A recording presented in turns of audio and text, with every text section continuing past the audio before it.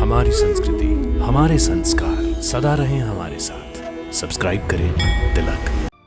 केशव, अब मुझे कुछ और नहीं पूछना, कुछ नहीं जानना। हाँ, मुझे अपना शिष्य समझकर तुम्हें यदि कोई अंतिम उपदेश देना हो तो उस प्रसाद को पाने के लिए मैंने अपने मन की झोली फैला रखी है। मुझे जिसके योग्य समझो वही अंतिम उपदेश प्रदान करो।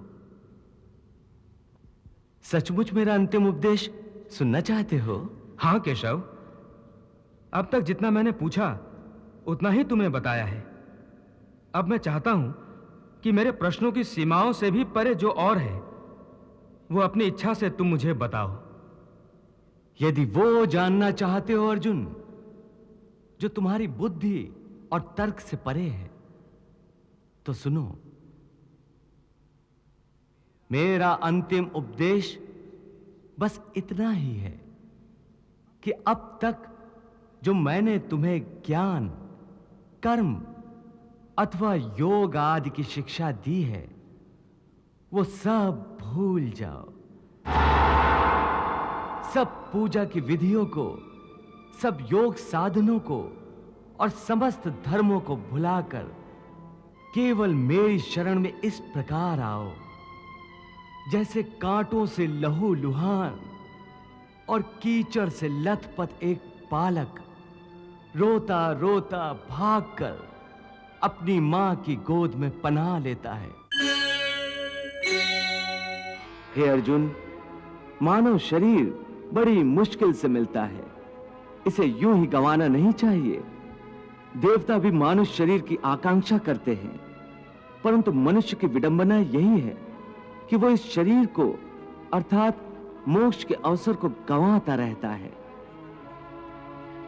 सारी आयु भोग विलासों में बिताता है, यहां तक कि जब शरीर छूटने का समय आता है तब भी वासना उसका पीछा नहीं छोड़ती।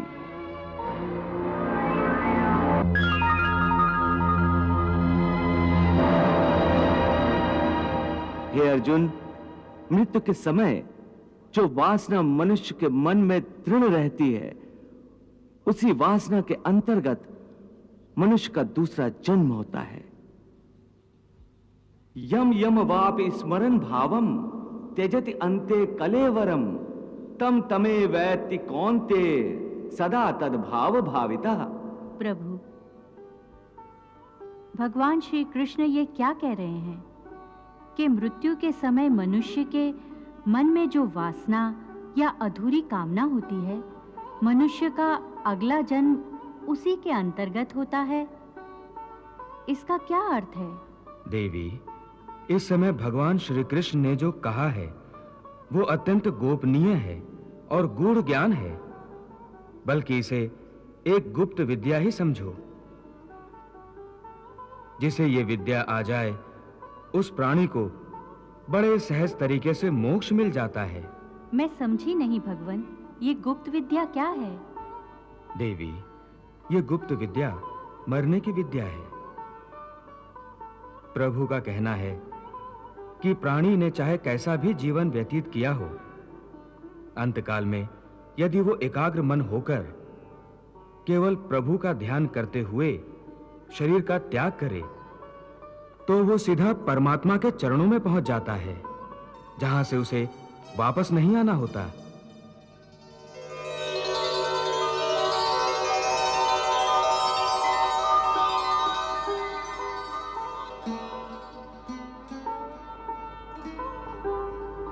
अंतमता सोई गता, अर्थात मृत्यु का क्षण बड़े महत्व का क्षण होता है। इस क्षण में प्राणी जिस बात का ध्यान करता है उसी के अनुसार उसे दूसरा जन्म प्राप्त होता है। भगवान, इस गूढ़ बात को कोई उदाहरण देकर समझाने की कृपा करें। देवी, इस संबंध में महर्षि जड़भरत से अच्छा क्या उदाहरण हो सकता है? जड़भरत? जड़भरत एक निष्पाप ऋषि थे। वो मुक्ति के द्वार तक पहुंच चुके थे।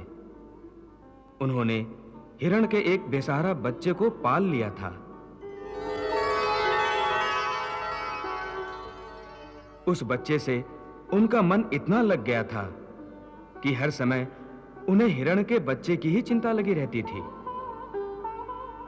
यहां तक कि अपनी मृत्यु के समय भी उनका ध्यान उसी बच्चे में था।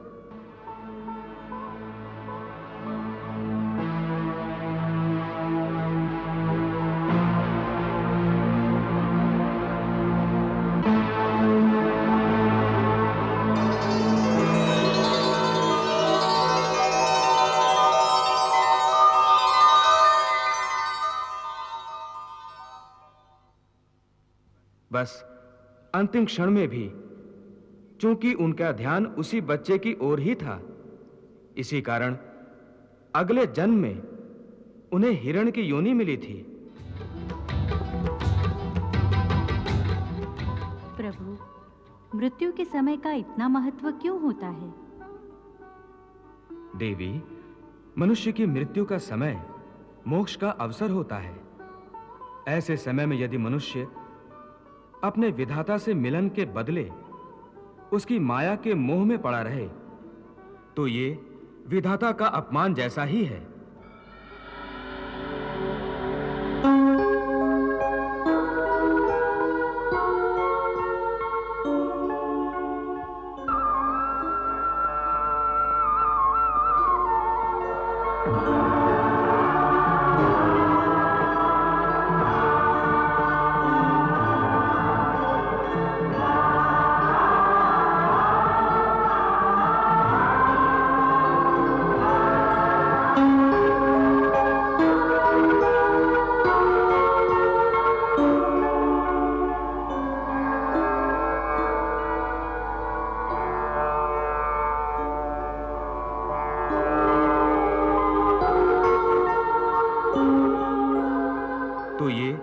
विधाता का अपमान जैसा ही है कि वो अपने विधाता से अधिक महत्व उसकी बनाई हुई माया को देता है। इसलिए उसे मृत्यु के बाद स्वर्ग तो मिल सकता है, परंतु मोक्ष नहीं मिल सकता। इसीलिए देवी, मृत्यु के समय मनुष्य को संसार की किसी वस्तु में नहीं, केवल अपने परमात्मा में ध्यान लगाना चाहिए। हे योगेश्वर, आपने मेरे कई प्रश्नों के उत्तर दिए। एक प्रश्न और पूछना चाहता हूं। सुना है कि मृत्यु के समय मनुष्य को बड़ा कष्ट उठाना पड़ता है, चाहे वो मृत्यु युद्ध भूमि पर किसी शस्त्र के घातक घाव के कारण हो या अपने आप आए। क्या मृत्यु को आसान बनाने का कोई तरीका नहीं है? हे अर्जुन, प्रश्न मृत्यु को आसान बनाने का नहीं है, बल्कि जीवन मृत्यु के चक्र से निकलकर मोक्ष प्राप्त करने का है। यदि मनुष्य मृत्यु के समय यह विधि अपनाए जो मैं तुम्हें बता रहा हूं, तो उसे तुरंत मोक्ष प्राप्त होगा और वो सीधा मेरे धाम को पहुंचेगा। वो गोपनीय विधि क्या है माधव? प्राण त्यागते समय अपनी सभी इंद्रियों के द्वार को रोककर तथा मन को हृदय में स्थिर करके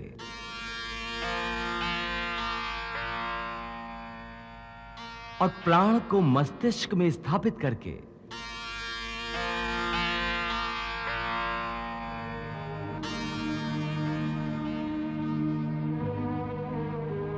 परमात्मा का स्मरण करते हुए ओम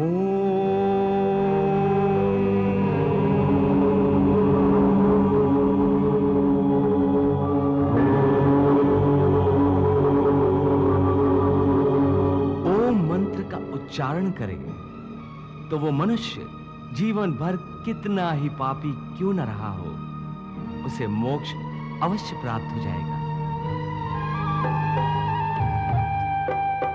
ऐसा दुराचारी पापात्मा जन्मों जिसने पाप कमाए,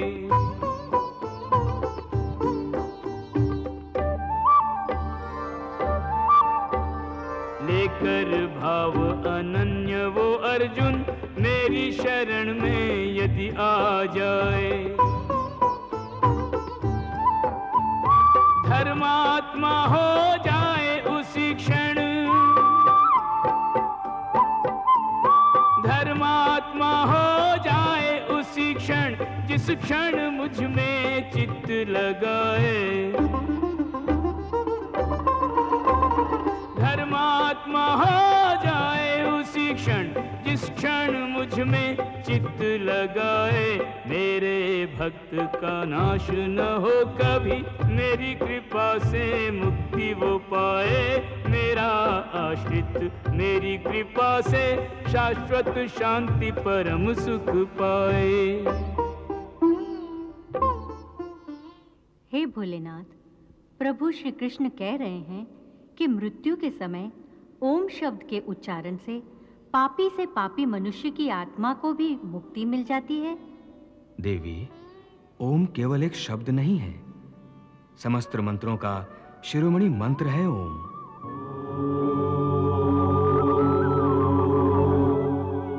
इसकी महिमा अनंत है। आध्यात्मिक साधना की सफलता का केंद्र बिंदु ओम है।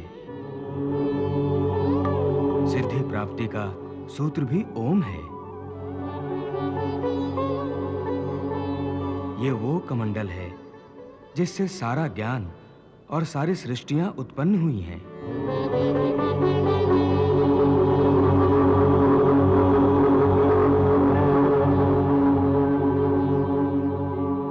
ओम की साधना ज्ञान और भक्ति के मार्ग को प्रकाशित कर देती है और अपने जीवन में ओम का उच्चारण करते रहने वाले प्राणी को सुख, समृद्धि, वैभव और वैराग्य प्राप्त होता है।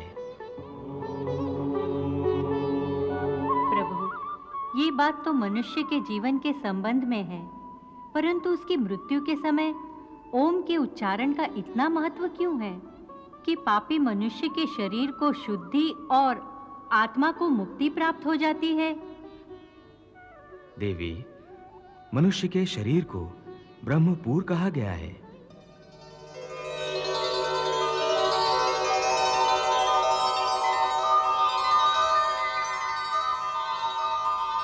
और मानव देह के भीतर हृदय कमल में आत्मा की दिव्य ज्योति प्रकाशित रहती है।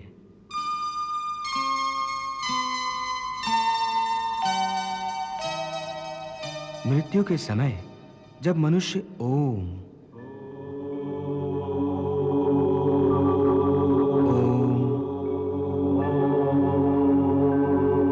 ओम का मंद मंद उच्चारण एक लय के साथ करता है तो आत्मा और परमात्मा दोनों ही महासुख और महा आनंद के साथ नाच उठते हैं और दोनों एक दूसरे से मिलन के लिए ऐसे व्याकुल हो जाते हैं जैसे युगों युगों से बिछड़े हुए दो प्रेमी सारी सीमाएं तोड़कर एक दूसरे में समा जाने को एक दूसरे की ओर बढ़ते हैं।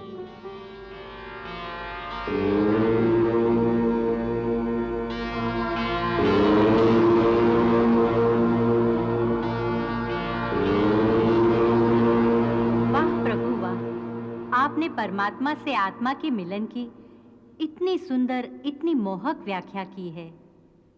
देवी, मानव शरीर को प्रभु ने मुक्ति का द्वार कहा है, परंतु मनुष्य इसके महत्व को समझ नहीं पाता। इसी महत्व के कारण मानव शरीर की रचना भी विशेष रूप से की गई है। मनुष्य का देह एक छोटा सा ब्रह्मांड है जिसमें समस्त लोकों का निवास है। ब्रह्मरंध्र ब्रह्मलोक का प्रतीक है। मानव शरीर में तीनों लोग कैसे समा गए हैं प्रभु?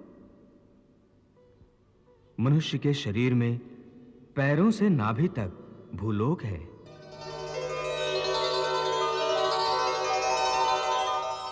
नाभि से कंठ तक अंतरिक्ष तथा कंठ से कपाल तक स्वर्गलोक है और कपाल में महा, जन, तपः और सत्यलोक है। योगी जन मानव शरीर की इस बनावट को भली भांति समझते हैं, इसलिए वो देह त्यागने के समय प्राण को पहले ऊपर की ओर उठाकर कंठ में अर्थात अंतरिक्ष में ले आते हैं। कंठ के विशुद्ध चक्र से आज्ञा चक्र में ले जाते हैं और यहां से कपाल में सहस्रार में स्थापित करके ब्रह्मरंध्र के द्वारा ही अपने प्राण शरीर से निकाल देते हैं।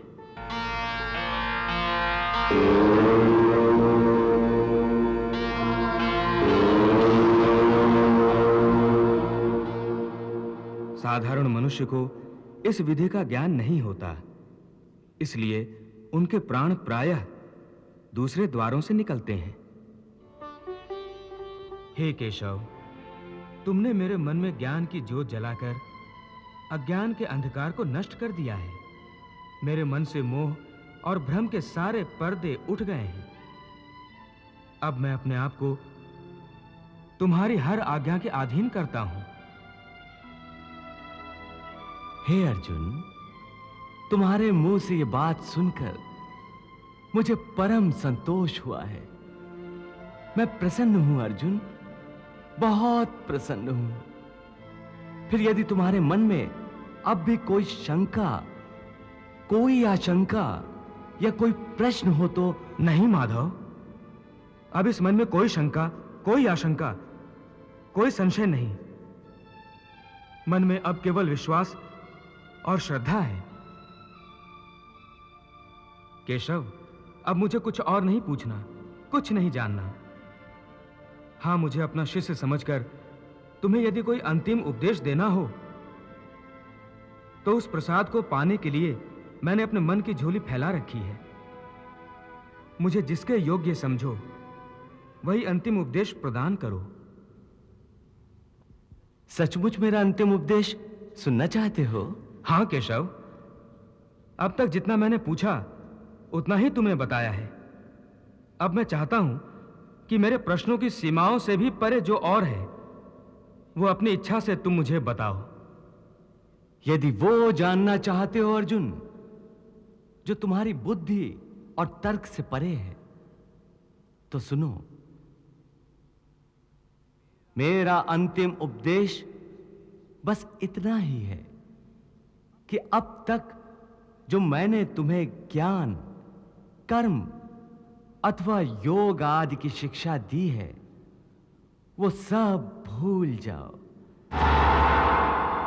सब पूजा की विधियों को, सब योग साधनों को और समस्त धर्मों को भुलाकर केवल मेरी शरण में इस प्रकार आओ जैसे कांटों से लहू लुहान और कीचड़ से लथपथ एक बालक रोता रोता भागकर अपनी मां की गोद में पनाह लेता है।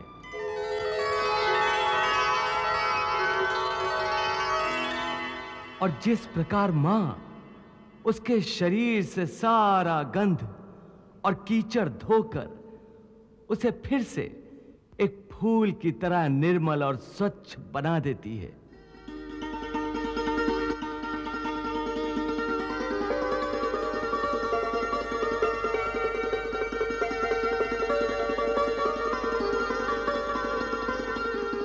हे अर्जुन, उसी प्रकार मैं तुम्हारे समस्त पापों का मैल धोकर तुम्हें पाप मुक्त कर दूंगा और समस्त संसारी बंधनों से मुक्ति देकर तुम्हें शाश्वत शांति प्रदान करूंगा। इसलिए सर्वधर्मान् परित्यज्य मामेकं शरणं व्रज, अहं त्वा सर्व पापेभ्यो मोक्षयिष्यामि मा शुचः। सब धर्मों के भेद भुला के एक मेरा शरणागत हो जा। मैं हर पाप से मुक्ति दूंगा, शोक न कर मेरी भक्ति में खो जा। शोक न कर मेरी भक्ति में खो जा।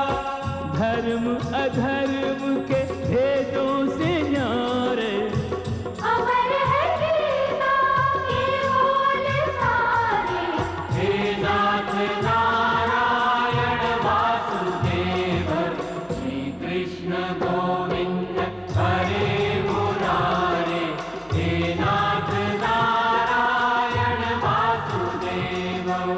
हितमात स्वामी सखा हमारे, हितमात स्वामी सखा हमारे। हे नाथ नारायण वासुदेव, श्री कृष्ण गोविंद हरे मुरारे। हे नाथ नारायण वासुदेव। हरे कृष्ण कृष्ण कृष्ण हरे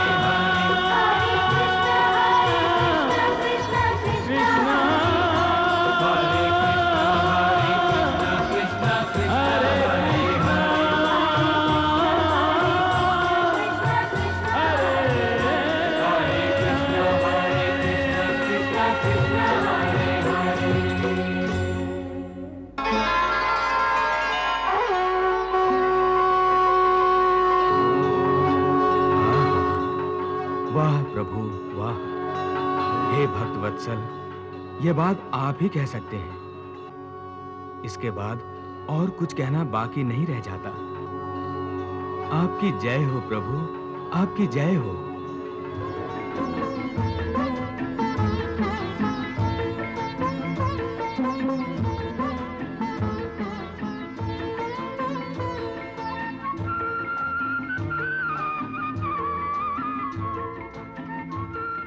हे केशव, सारे बंधनों से मुक्त होकर अब मैं अपने आप को तुम्हारे श्री चरणों में अर्पित करता हूं। मुझे आज्ञा दो कि अब मैं क्या करूं। अर्जुन, यह महाभारत का महापर्व तेरे बिन कैसे मनेगा।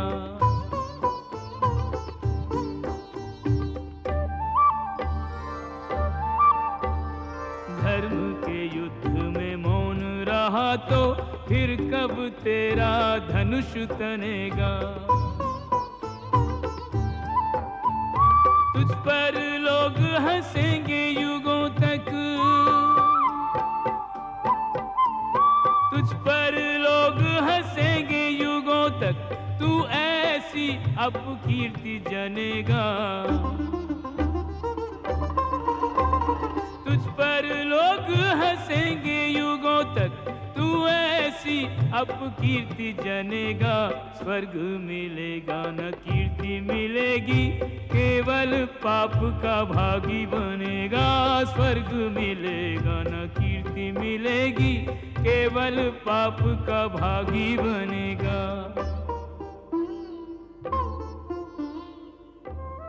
हे अर्जुन, अब तुम धर्म क्षेत्र में अपने कर्तव्य को निभाने के लिए आगे बढ़ो।